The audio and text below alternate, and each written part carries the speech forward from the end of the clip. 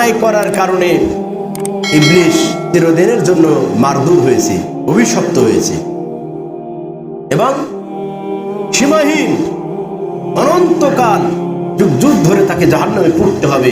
কি কারণে? একটা অন্যায়।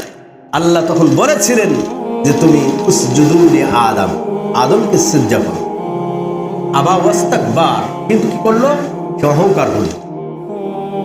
তাহলে দেখেছেন, একটা অন্যায় করার কারণে সে মারদুদ, চিরদিনের জন্য অভিশপ্ত হয়ে গেল, লানতপ্রাপ্ত হয়ে গেল। আবার বাবা আদম আলাইহিস সালামকেও আল্লাহ পাক নিষেধ করেছিলেন বৃক্ষের নিকটে, বৃক্ষের ফল খেতে, গাছের নিকটে যেতে নিষেধ করেছিলেন, কিন্তু ভুলবশত সে গাছের নিকটে গেছিল। আল্লাহর আদেশ সে অমান্য করেছিল।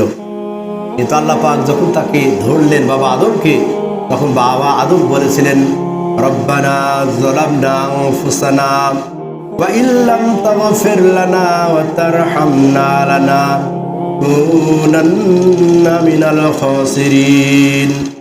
রব্বানা যালামনা, রব্বুল আলামিন, আমি আমার অন্তরের উপর জুলুম করেছি, অবিচার করেছি। আপনি যদি আমাকে ক্ষমা না করেন, আর কেউ ক্ষমাকারী নয়। আমি আমার নফসের উপর অবিচার করেছি, আপনি আমাকে ক্ষমা করতে পারবেন? আপনি আমাকে ক্ষমা করুন, আমি আমার ভুল বুঝতে পেরেছি। বাবা আদম সাথে সাথে তওবা করে ফিরে আসলো।